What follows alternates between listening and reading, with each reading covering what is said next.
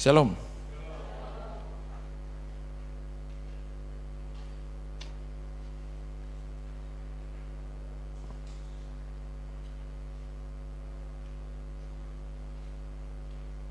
Yuk sama-sama katakan Tuhan Yesus baik. Haleluya. Saya mau ajak kita semua untuk selalu mengalami Tuhan di dalam kehidupan ini. Amin. Karena tanpa Tuhan kita nggak akan kuat. Bilang sama sebelahnya, nggak kuat kita kawan. Alami Tuhan, karena tanpa Tuhan kita akan lemah.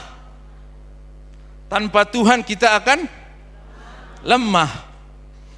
Tanpa Tuhan kita capek menjalani kehidupan ini.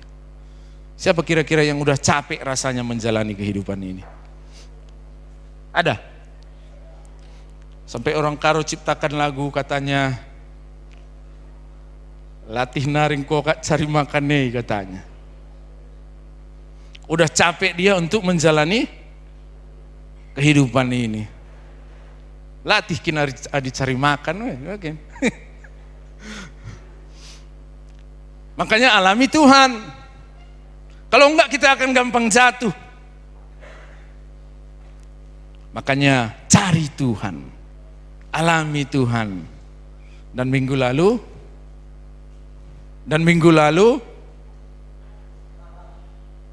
dan hari Kamis tadi apa? Kamis, Jumat, Sabtu, baru 3 hari ya kan? Dan Kamis lalu, andalkanlah Tuhan. Amin. Saya percaya setiap dari kita di tempat ini sudah banyak merasakan kebaikan Tuhan. Bukan hanya kebaikan Tuhan, bahkan kadang ketika kita dalam persoalan masalah, Tuhan selalu tolong kita. Amin. Yang menjadi pertanyaan, sudahkah hidup kita menjadi lebih baik? Sama seperti bangsa Israel. Saya sudah pernah sampaikan bahwa bangsa Israel itu banyak mengalami kebaikan Tuhan. Dan bukan hanya itu, banyak perkara-perkara besar, perkara-perkara ajaib yang mereka saksikan sendiri dengan mata kepalanya di dalam kehidupan mereka. Bukan hanya dengar cerita dari orang, tapi mereka sendiri melihat bagaimana kuasa Tuhan yang luar biasa itu terjadi di dalam kehidupan mereka. Mulai dari Mesir, waktu mereka mau keluar dari sana, Tuhan sudah bikin perkara-perkara ajaib. 10 tulah Tuhan berikan. Itu semua menunjukkan betapa berkuasanya Tuhan dalam kehidupan ini, dan hal-hal yang di luar akal pikiran Tuhan kerjakan di dalam kehidupan mereka. Lalu mereka keluar dari Mesir, Musa belah itu Laut Merah. Bayangkan, belum ada sepanjang sejarah sampai hari ini ada orang yang bisa membelah Laut Merah kecuali Tuhan. Musa belah itu Laut Merah dan mereka jalan di tengah-tengah laut itu. Dan sampai di padang gurun, bayangkan di padang gurun 40 tahun, firman Tuhan mencatat 40 tahun gak pernah orang itu ganti sepatu, ganti baju, ganti celana, gak pernah selama 40 tahun. Dan yang mereka pakai itu gak rusak-rusak. Bayangkan, bukankah itu sesuatu hal yang luar biasa? Gak masuk di akal. Kalau dipikir-pikir gak masuk di akal. 40 tahun itu aja bajunya. Apa enggak tambah gemuk orang itu? Tapi enggak rusak. Bisa bertahan sampai 40 tahun. Akhirnya mereka masuki tanah perjanjian. Dari Mesir sampai ke tanah perjanjian itu tak terhitung. Tak terhitung mujizat yang dilakukan oleh Tuhan atas bangsa Israel. Bangsa Israel mengalami Tuhan. Tapi yang herannya, sudah mengalami Tuhan, melihat sendiri kuasa Tuhan, tapi masih tetap jatuh.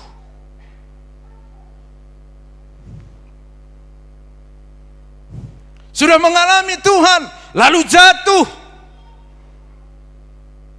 lakukan dosa. Dan sesudah mereka jatuh, mereka melakukan dosa, mereka berseru-seru kepada Tuhan. Tuhan tolong,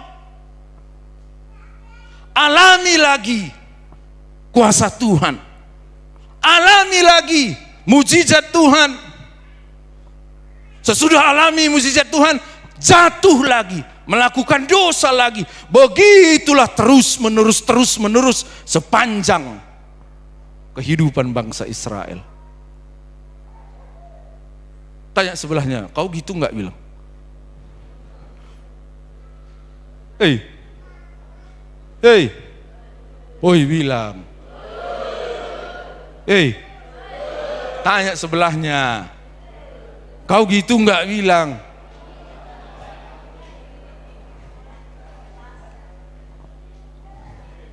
Apa katanya?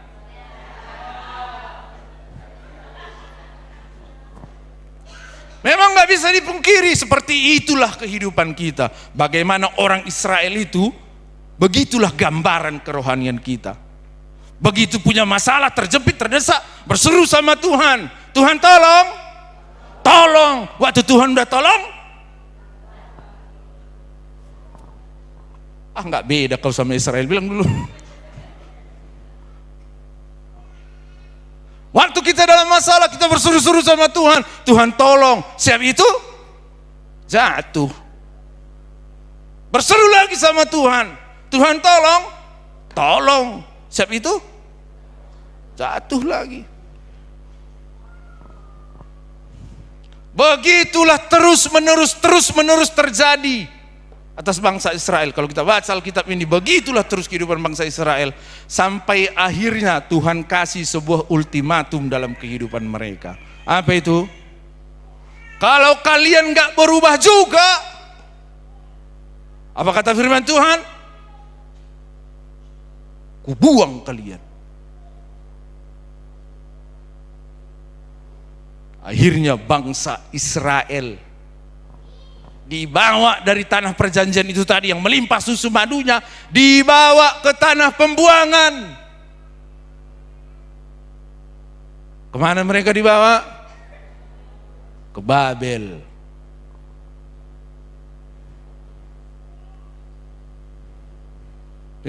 Saya juga mau bilang, kalau hidup kita sama seperti ini, begitu terus menerus, jangan salahkan kalau hidupmu nanti sepertinya masuk ke dalam sebuah masa pembuangan. Waktu orang Israel masuk ke tanah pembuangan, gak enak hidup di situ.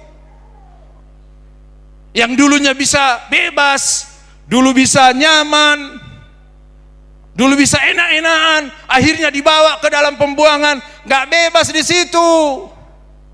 Karena di tanah pembuangan itu mereka harus melakukan sesuatu yang bukan menjadi kehendak mereka.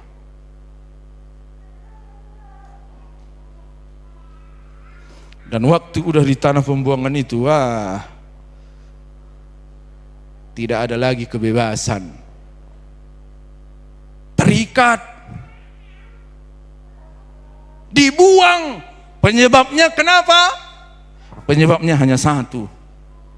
Karena apa?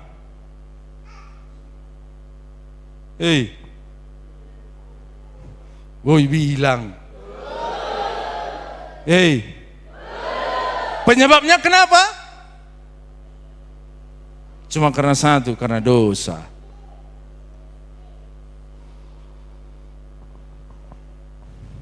Dengar baik-baik. Dosa membuat bangsa Israel harus membayar dengan harga yang mahal.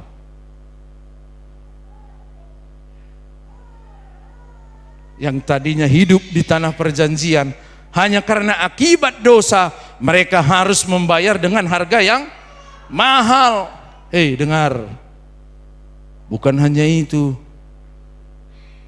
dosa juga membuat hidupmu dan hidupku terpisah dari Tuhan.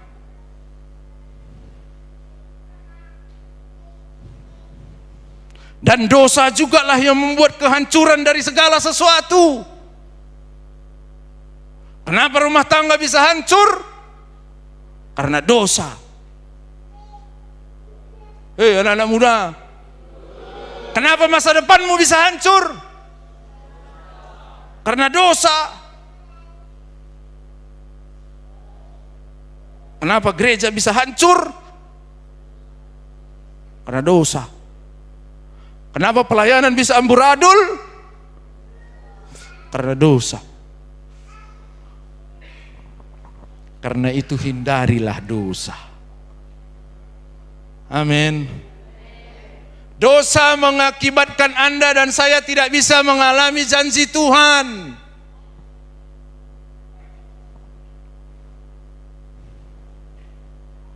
Dosa mengakibatkan kita nggak bisa mengalami janji Tuhan, bahkan mengalami penghukuman seperti yang dialami oleh bangsa Israel.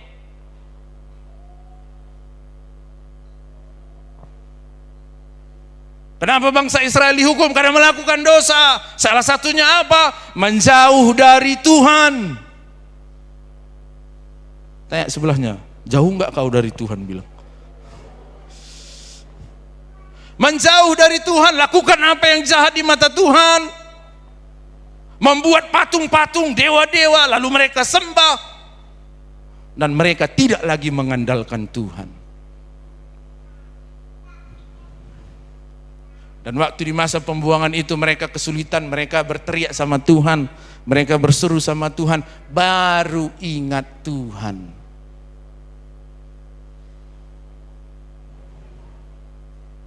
Sama seperti kita, ya kan? Kalau udah ada masalah, udah ada persoalan, udah alami masa sulit, baru ingat Tuhan. Bahkan ada yang lebih parah, udah alami masa sulit, masa sukar, dibilangnya Tuhan gak sayang lagi sama aku. Tuhan udah gak sayang lagi sama aku. Tuhan udah tinggalkan hidupku.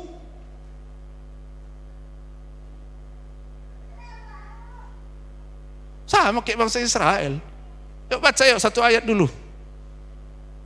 Yesaya 40 ayat 27.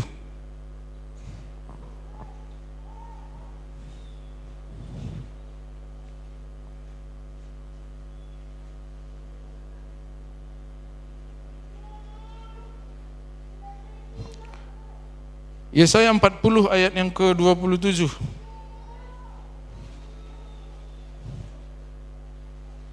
Saya baca ya.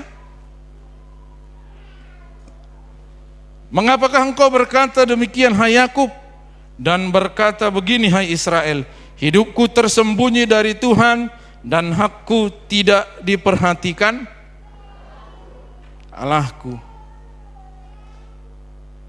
Mereka sudah merasa ditinggalkan oleh Tuhan. Mereka merasa enggak ada lagi Tuhan. Mereka sudah mempertanyakan keberadaan Tuhan. Mereka sudah mempertanyakan di mana Tuhan itu. Dan mereka lagi bilang, aduh, dan hakku enggak lagi diperhatikan. Mereka menuntut haknya. Ada di sini jemaat GKB selalu menuntut haknya. Ada? Nggak ada ya? Nggak pernah menuntut hak, tapi selalu melakukan kewajiban, ya kan? Nggak pernah ada yang bolong-bolong ngasih perpuluhan, ya kan? Selalu setia ngasih perpuluhan, ya kan? Makanya menuntut hak. Bangsa Israel udah lakukan apa yang jahat di mata Tuhan, malah menuntut haknya di hadapan Tuhan.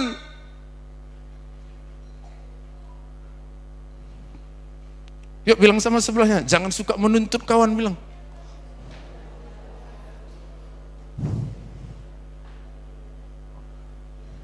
Sudah melakukan dosa semaunya, seenaknya, lalu tuntut apa yang menjadi haknya. Dan kalau nggak dipenuhi, dibilangnya aku nggak diperhatikan lagi nih. Sama, aku nggak diperhatikan lagi nih. Aku udah ditinggalkan ini.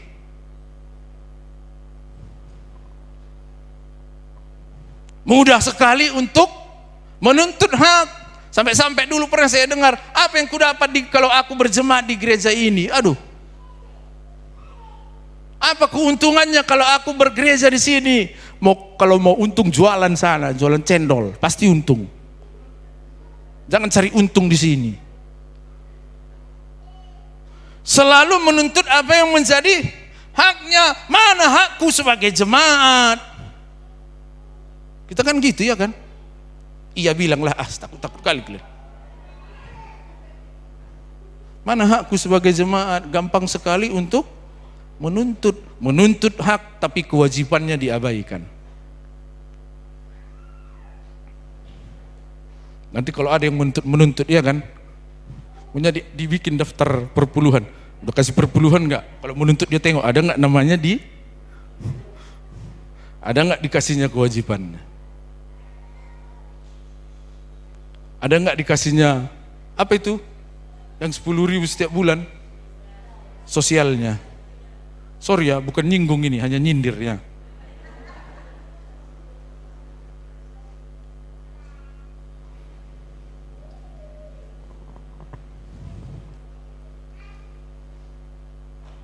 Bukankah kita sering seperti itu?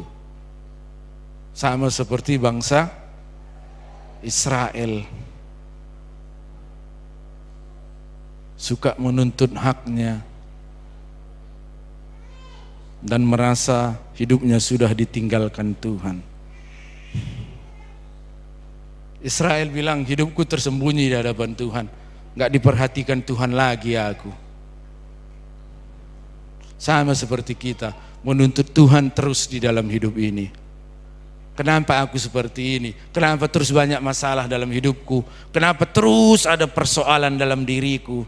Tanpa pernah menyadari apa yang menjadi penyebabnya.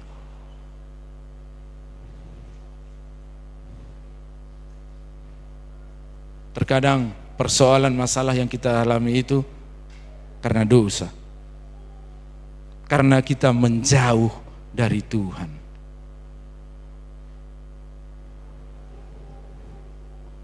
Tapi siang hari ini ada kabar baik, saya mau bilang, jangan pernah merasa dirimu ditinggalkan oleh Tuhan. Amin. Jangan pernah merasa dirimu tidak diperhatikan oleh Tuhan. Saya mau bilang, dia sangat peduli padamu, dia sangat sayang akan dirimu, bahkan dia ingin sekali memberkatimu dan memulihkan keadaanmu. Cuman tinggalkan dosa. Tinggalkan dosa, bilang diam semua. Tinggalkan dosa. Tinggalkan dosa, datang sama Tuhan, sembah Tuhan. Kenapa harus sembah Tuhan? Karena dialah yang menciptakan dirimu dan diriku, bukan yang lain. Tuhanlah yang menciptakan kita semua. Kalau kita sadari Tuhan yang ciptakan kita, kenapa kita nggak datang ke Dia? Kenapa kita nggak menyembah Dia? Alami Tuhan secara pribadi dalam hidupmu. Amin. Dan saya percaya orang-orang yang mengalami Tuhan, nanti berlaku ayat 31 sama Dia, ada kekuatan baru. Amin. Amin. Hanya saja terkadang Tuhan izinkan kita mengalami masa-masa sukar, masa-masa sulit, merasa kita ini enggak berdaya. Supaya Anda dan saya kembali kepadanya. Amin. Supaya kita ingat Tuhan, berseru sama Tuhan, mengandalkan Tuhan dan bersandar kepada Tuhan. Kalau kita sadari segala sesuatu dalam hidup ini Tuhan yang ciptakan dan Tuhan yang berkuasa, betapa bodohnya kita kalau kita nggak mau menyembah Dia. Sekali lagi, kalau kita sadari segala sesuatu dalam hidup ini Tuhan yang ciptakan, Tuhan yang kasih, Tuhan yang beri, betapa bodohnya kita nggak mau menyembah Dia. Bilang sama sebelah, jangan bodoh lah, bilang.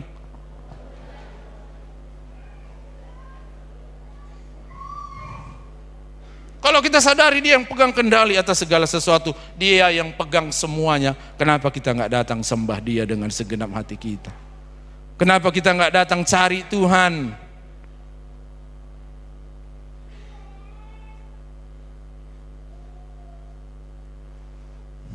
Amin. Dan saya mau bilang, dengar ya,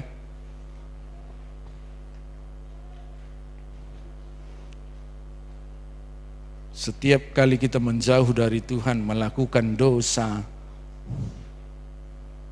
ada upahnya. Setiap kali kita melakukan dosa, ada upahnya. Dan bangsa Israel harus bayar upah dosanya itu. Dan waktu disuruh untuk membayar upah dosanya, nggak sanggup. Dengar, setiap dosa yang kita lakukan ada konsekuensinya. Setiap dosa yang kita lakukan ada harga yang harus dibayar di dalamnya. Pertanyaan saya, waktu kita sadar, kita bertobat, bersuruh sama Tuhan, minta ampun sama Tuhan, Tuhan ampuni? Tuhan ampuni? Ya ampuni. Tapi akibatnya harus dibayar. Dan banyak orang Kristen yang gak sanggup untuk membayar upah dari dosa itu. Gak sanggup untuk mengikuti proses dari apa yang sudah dilakukannya itu. Makanya dari atas ini saya mau bilang, hei, pikirkan berkali-kali kalau mau melakukan dosa. Hei anak muda, pikirkan berkali-kali kalau mau melakukan dosa. Ada upahnya, ada harganya, ada konsekuensinya, dan mahal itu semua. Karena itu hiduplah berhati-hati. Anak muda bilang sama sebelahnya, mikir kau kalau mau melakukan dosa. Atau ada yang bilang, enggak ada kok yang tengok, enggak ada yang perhatikan. Tuhan melihat.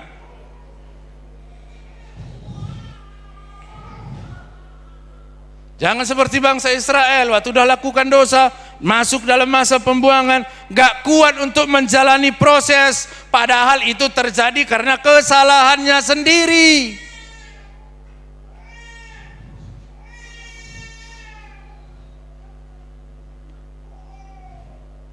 Banyak manusia yang melakukan kesalahan dalam hidupnya, tetapi ketika harus bayar harga gak kuat.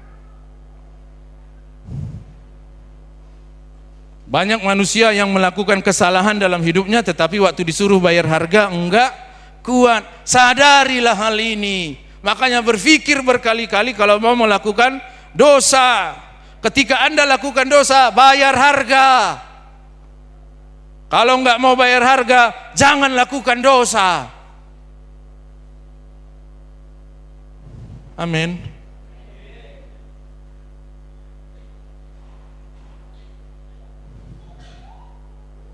Dan waktu sudah lakukan dosa, merasa hidupnya paling menderita. Sepertinya Tuhan sudah tinggalkan saya. Pernah ditinggal pacar? Ditinggal orang tua pernah? Apa yang bisa membuat Anda lemah dalam hidup ini? Yang membuat hidupmu down lah kira-kira, apa itu? Waktu kehilangan uang? Waktu hilang uang cemana? Atau waktu kehilangan pekerjaan, atau mungkin waktu ditinggalkan pasangan, atau waktu ditinggal pacar. Saya mau bilang gak ada hal yang paling menjadikan dalam hidup ini waktu kita merasa ditinggalkan oleh Tuhan.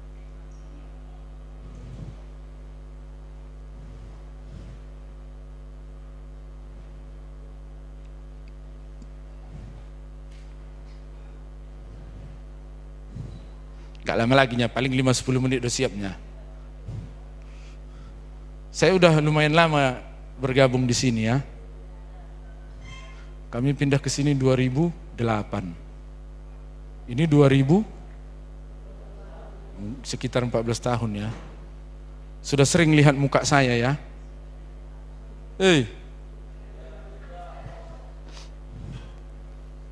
Sudah sering lihat muka saya ya.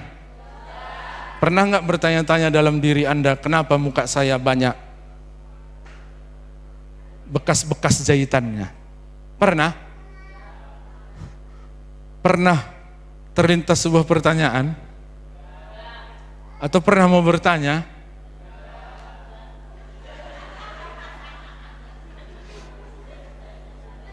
Atau dalam diri kalian bilang gini, gitu pun tetapnya ganteng.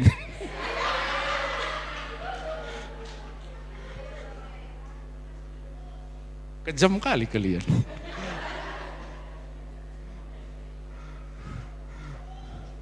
Sekitar tahun 80-an, kalau saya nggak salah 88 itu ya. Saya masih duduk di bangku SMP. Saya dulu SMP Katolik di Kabanjahe, di Jalan Katepul itu, kalau tahu kalian. Sok tahu kalian?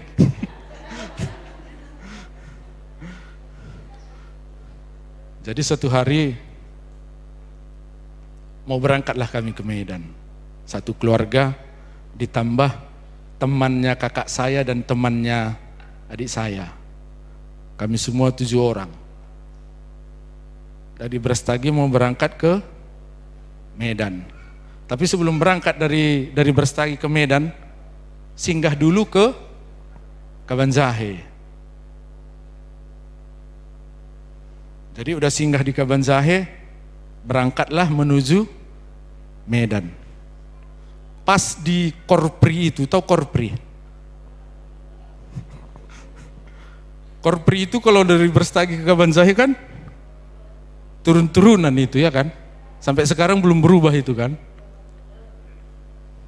Jadi kami dari Kabanjahe mau ke Brastagi. Ada mobil Fuso dari Brastagi mau ke Kabanjahe. Paslah di turun-turunan itu, ditabraknya lah mobil kami. Itu depan bagian supir, stangnya itu jadi angka 8. Yang nyetir waktu itu bapak saya. Bapak saya nyetir, mamak saya di sampingnya, ditambah adik saya laki-laki. Saya di belakang. Saya dulu orangnya asal kemana-mana kalau naik mobil, gitu naik 5-10 menit, tutup mata, nggak tahu apa yang terjadi. Tahu apa yang terjadi waktu udah sampai dibangunkan, baru tahu, udah sampai kita. Kenapa tiba-tiba ditabraknya lah mobil kami, katanya putus rem itu Fuso. Bayangkan mobil Fuso.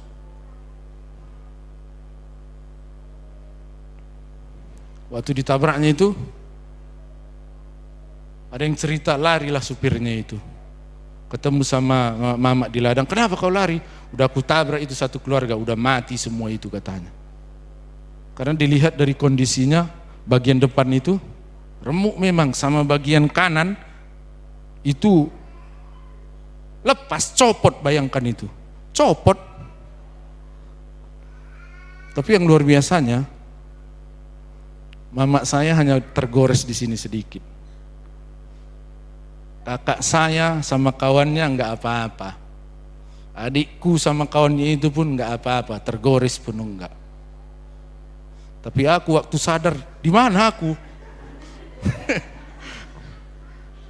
Kok enggak dibangun-bangunkan ya kan? Gitu sadar, ternyata aku sudah ada di Rumah Sakit Umum Kabanjahe. Seminggu berlalu enggak dikasih aku berkaca. Enggak dikasih kaca sama aku. Mana kaca? Udah nggak usah kau berkaca, nggak usah. Anak-anak makin dilarang makin. Kebetulan ada sendok, tengoklah dari sendok. Kan nggak jelas dari sendok ya kan? Nggak apa-apanya aku, nggak apa-apa gitu ya kan? Tapi ku raba-raba kok. Ada perban di sini, ada perban di sini, ada perban di sini. Makanya kepalaku ini ada beberapa jahitan dari sini sampai ke atas ini. Makanya jangan heran kalau aku ada sikit-sikit gilaku. Kepala aku dijahit.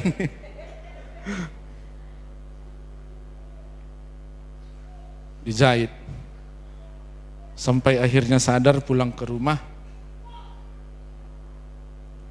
Tapi sebelumnya dengar ya, sebelum kejadian itu, aku ini bandelnya luar biasa. Semua pasti kenal yang namanya, kenal semua itu.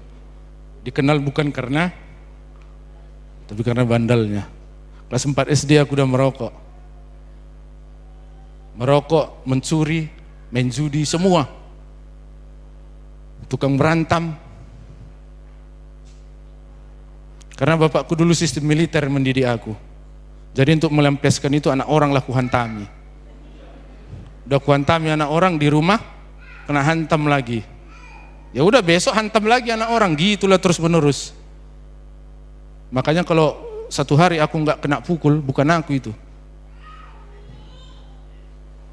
Bandalnya luar biasa. Tapi yang anehnya mereka nggak apa-apa, hidungku sompel kawan. Kalau nggak sompel mungkin ganteng kali ini kan, mancung ke depannya kan. Kalah itu ibu siapa itu. Tapi gini-gini pun maunya dia. Nakalnya luar biasa. Dibilang A, kerjakan C. Tapi hari ini aku bisa berdiri di sini sebagai pendeta. Aku mau bilang sama anak-anak muda yang nakal, bandel luar biasa itu calon-calon pendeta di masa depan.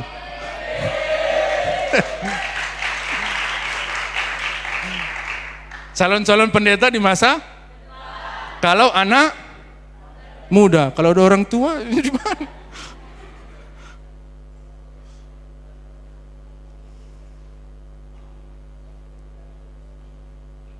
Semua bilang udah mati itu satu keluarga.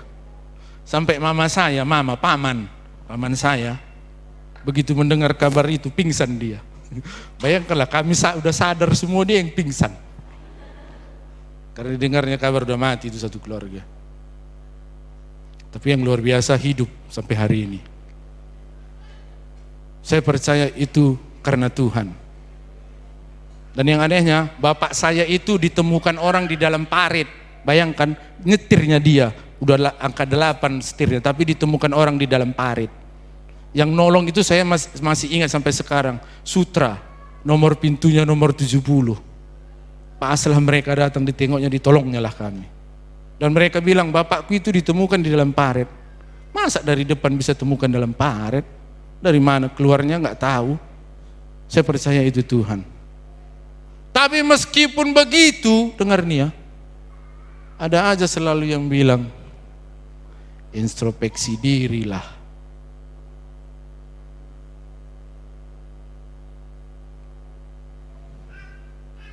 Masa hamba Tuhan alami kecelakaan? Introspeksi diri. Sakit enggak? Sama waktu beberapa lalu jatuh aku, lari tulangku ini, udah kesakitan aku, dikusut sampai menjerit-jerit. Datang istriku bilang, introspeksi dirilah kau. Udah sakit kita, Tapi enggak pun dibilangnya gitu, introspeksi dirinya aku. Karena sebagai anak Tuhan, di balik setiap hal yang kita alami, apalagi kalau itu sesuatu yang tidak kita inginkan, kita pasti selalu mengintrospeksi diri. Saya tanya Tuhan, apa salahku? Kalau doa bilang tiap pagi aku berdoa sebelum berangkat. Aku bilang sama Tuhan, hari ini aku mau berangkat. Sertai aku dan aku serahkan, percayakan hidupku sepenuhnya kepadamu. Semua roh-roh celaka, roh maut ku tolak, hancurkan, patahkan dalam nama Tuhan Yesus. Jatuh di simpang itu.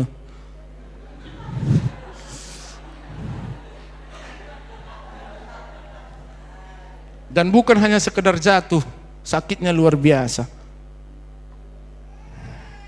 Dan terlintas dalam pikiranku, aku hamba Tuhan, kenapa alami kecelakaan? Bukankah Tuhan, firman Tuhan bilang, rancangan yang ada pada aku bukanlah rancangan kecelakaan, tapi rancangan macam mananya ini? Aku pikirkan diriku bagaimana ini. Sempat aku merasa ditinggalkan oleh Tuhan.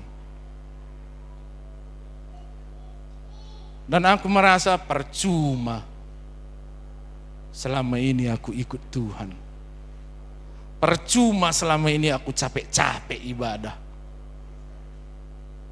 Percuma selama ini aku datang komsel.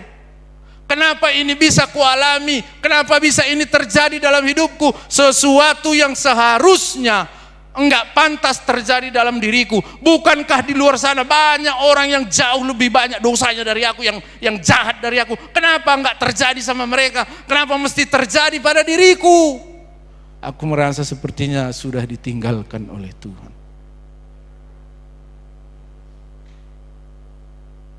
Saya mau bilang, adakah di antara kita yang merasa seperti itu sekarang ini? Merasa sepertinya Tuhan sudah tinggalkan aku, nggak ada lagi gunanya aku ibadah, datang pun aku bersekutu sama Tuhan. Kenapa ini yang menimpa diriku? Kenapa ini yang terjadi padaku? Kenapa Tuhan? Kenapa? Itu yang selalu timbul dalam pikiran kita. Akhirnya aku nggak mau doa lagi. Udahlah, biarkan di situ. Aku nggak mau puji Tuhan lagi, aku nggak mau sembah Tuhan lagi. Sampai suatu saat Tuhan ingatkan, aku ini penciptamu, suka-suka hatiku pada dirimu.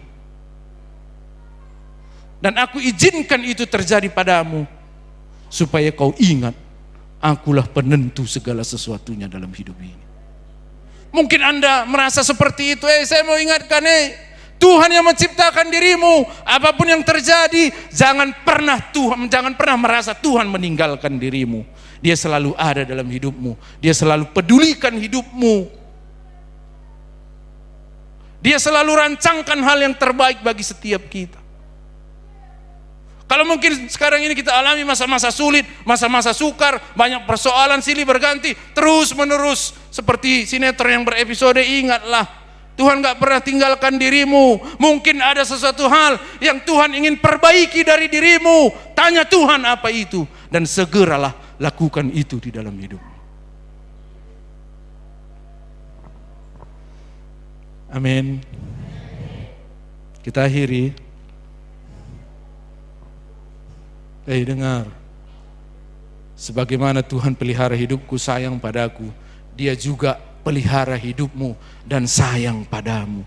Dia nggak akan pernah meninggalkan hidupmu. Amin. Kalau saya pernah mengalami sepertinya ditinggalkan oleh Tuhan, saya juga yakin Anda juga pernah merasakan hal yang sama. Tapi siang hari ini saya ingatkan kembali, betapa pedulinya Tuhan atas hidupmu. Kalau mungkin banyak-banyak persoalan membuat kau lemah, nggak mau lagi berdoa, untuk apa lagi cari Tuhan? Udahlah, biarkanlah semua seperti itu adanya. Siang ini saya ingatkan kembali, tetap cari Tuhan. Tetap cari Tuhan. Atau mungkin ada sebuah tanda tanya besar dalam hidupmu, aku ikut Tuhan, aku cari Tuhan, dia nggak cari Tuhan. Dia enggak ibadah, tapi hidupnya jauh lebih enak. Hidupnya melakukan dosa, kok hidupnya jauh lebih sejahtera dari hidupku. Jangan pikirkan itu. Saya mau ingatkan, tetaplah cari Tuhan dan hiduplah benar di hadapan Tuhan. Amin. Saya mau bilang, kalau Anda hidup benar di hadapan Tuhan, Tuhan itu enggak diuntungkan. Dengar, kalau Anda hidup benar di hadapan Tuhan, Tuhan itu enggak diuntungkan. Yang untung diri Anda sendiri. Begitu juga sebaliknya, kalau Anda hidup nggak benar, hidup dalam dosa, Tuhan itu nggak dirugikan. Yang rugi itu diri Anda sendiri. Pilih mau yang mana. Tapi saya ajak kita semua, biarlah melalui setiap hal yang kita alami, kita selalu belajar untuk hidup benar di hadapan Tuhan. Amin. Yang jelas, di balik setiap persoalan peristiwa yang kita alami, ada sebuah nilai yang Tuhan ingin sampaikan kepada kita. Yuk, mungkin Anda merasa ini masa-masa sulit dalam hidupku, tetap cari Tuhan. Tetap cari Tuhan, dekatkan hidup Anda kepada Tuhan, sebab sesungguhnya hanya Dia sumber kekuatan di dalam kehidupan kita. Amin. Cari Tuhan, jangan cari di tempat lain. Woi bapak-bapak, jangan cari di kafe, jangan cari di kedai tua, nggak ada di situ. Cari Tuhan, itu yang menjadi sumber kekuatan di dalam kehidupan kita. Amin. Apalagi dalam menghadapi berbagai persoalan di zaman sekarang ini. Kalau kita nggak cari Tuhan dengan sungguh-sungguh, kita nggak kuat.